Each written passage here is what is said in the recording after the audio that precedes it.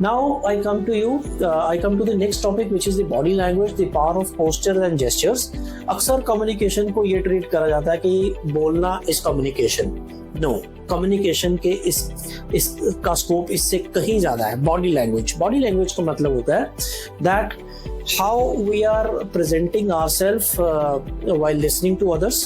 For example smile, for example eye contact, for example gesture, facial expression, ये सारे भी communication के ही कंपोनेंट होते हैं. There is a rule which is termed as 738-55. 7% words, 38% voice pitch modulation, 55% is the body language, and body language happens to be a very very critical. मान लीजिए कि आप critical area of communication process, मान लीजिए कि आप अपने office में बैठे हैं और आपको बड़े उदास बैठे हैं because something has happened at your home, और आप उदास बैठे हैं, तो क्या आपने किसी से कुछ कहा?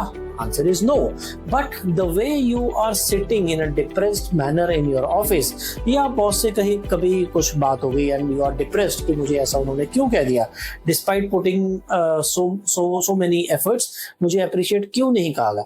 तो बॉडी लैंग्वेज वहां पर आ जाती है. क्या क्या होता है इसमें? बॉडी लैंग्वेज में आता है open and approachable, which means it signals openness and approachability. अगर आपके हाथ खुले हैं, it shows that you are quite visible, expressive हो, आप सुन रहे हो जो आपसे बोला जा रहा है. लेकिन अगर आप इस तरीके से बैठे हैं और आप सिर नीचे करके बैठे हैं, that means you are not attentive at that particular point of time. Number 2 is active listening. जितना मेरे लिए बोलना जरूरी है उतना आपके लिए सुनना भी जरूरी है. बिकॉज ये वीडियो जैसे हम बना रहे हैं, if I talk about so many tips and techniques and trades, लेकिन अगर आपने उनको ठीक से सुना नहीं तो उसका कोई फायदा नहीं होगा. सो जब भी आपको कुछ समझ में नहीं आया, you need to raise your hand. Hey sir, for example if you are sitting in a meeting और आपको कोई पॉइंट क्लियर नहीं हुआ, raise your hand. Hey sir, I am not able to get this point, could you please elaborate it in a different manner, could you please repeat the same.